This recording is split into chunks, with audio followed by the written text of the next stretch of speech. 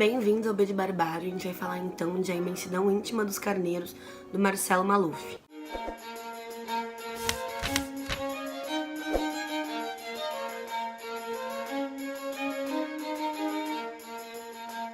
Estreia do Marcelo.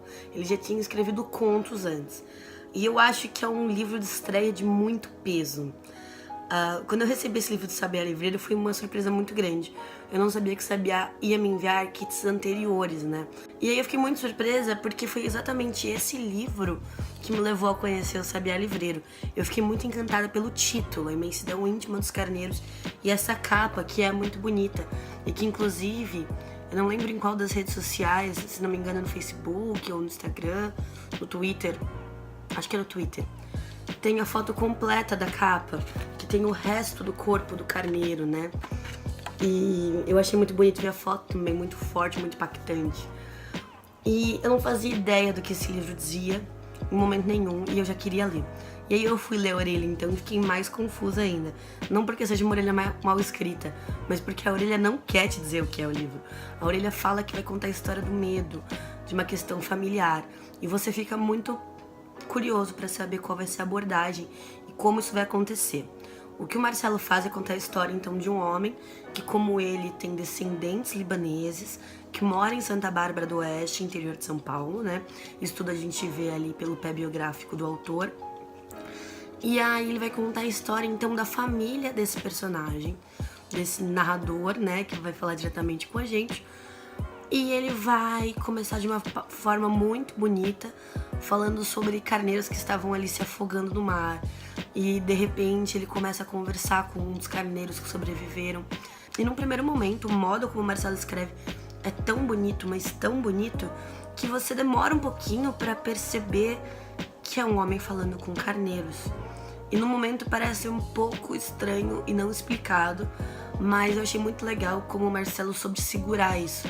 Porque muitas vezes, quando você segura pra contar depois, você acaba com a suspensão da descrença do leitor antes mesmo que ele chegue na explicação. Mas o autor soube levar isso de uma forma bem leve e colocar isso de forma bem pontuada, bem sutil, para que a gente continuasse na leitura até ser possível que isso fosse explicado pra gente o porquê de ele falar com o carneiro, né? E isso vai ser explicado, eu não vou contar aqui pra vocês. Essa conversa com o carneiro tá bem no comecinho, então não é spoiler nenhum. Então a gente vai retomar a história do antepassado desse protagonista, que é um homem que vivia no Líbano, teve alguns acontecimentos da sua vida que são exatamente o mote, o motivo do medo que foi se passando de geração a geração. E a gente vai ter então alternâncias entre o protagonista vendo o passado desse avô e o próprio avô vivendo esse passado. A gente vai ter então essa alternância de pontos de vista. Pelo menos foi assim que eu entendi o livro, porque ele é muito poético, ele é muito sutil.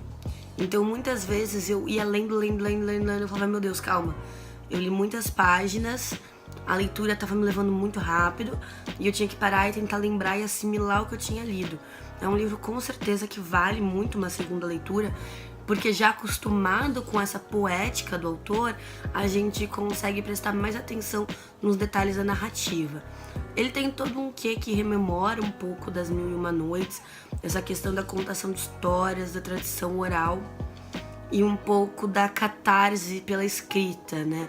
O avô do protagonista, ele escreve num caderno suas memórias e ele tenta de forma catártica se livrar de um peso que ele tem nas costas, o que ainda assim é muito difícil.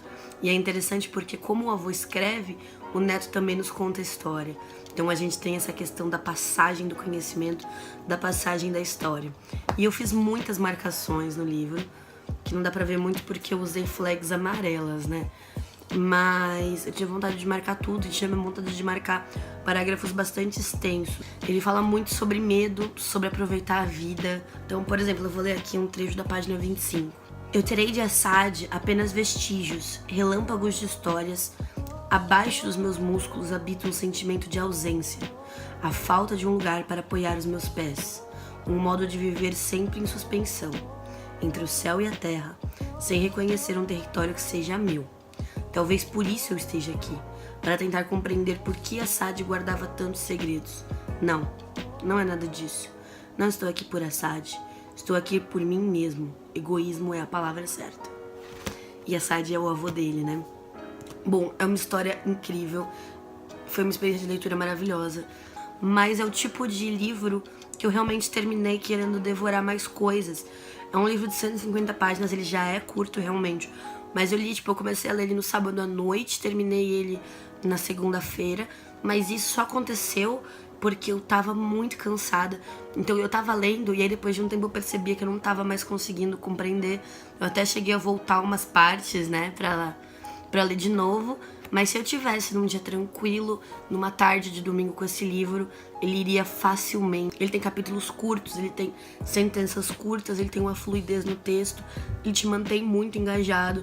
É um livraço de estreia. Eu agradeço muito ao Sabia Livreiro por ter me enviado esse livro aqui.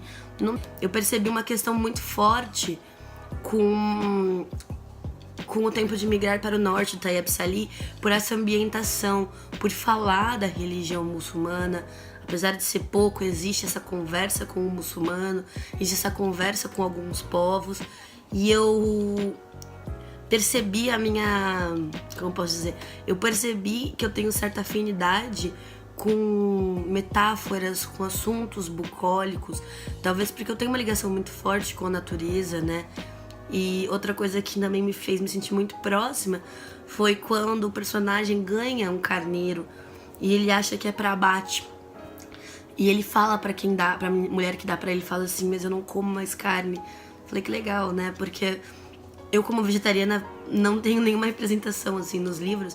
E não que seja alguma coisa que eu precise ou que eu desejo muito, como eu acho que seja necessária a representatividade de mulheres e pessoas LGBT.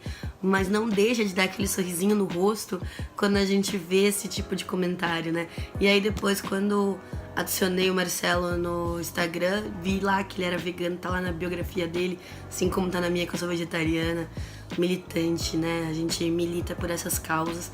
E aí, de certa forma, transparece em tudo que a gente produz. Bom, pessoal, acho que esse final ficou meio confuso, porque eu acabei entrando em conversas e em assuntos paralelos, mas eu acho que tudo isso ainda é muito... ainda se coloca muito na discussão sobre o livro. Agradeço muito ao Sabia Livreiro, ao Marcelo Maluf, que foi tão acessível.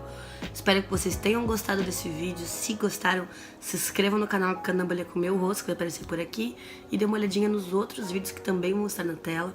Deem seus likes e dislikes, se gostaram, se não gostaram. Se não gostaram, avisem aqui embaixo como eu posso melhorar a produção de conteúdo aqui pro canal. Comentem aqui embaixo se vocês já leram esse livro, se vocês querem ler. Um beijo e até a próxima.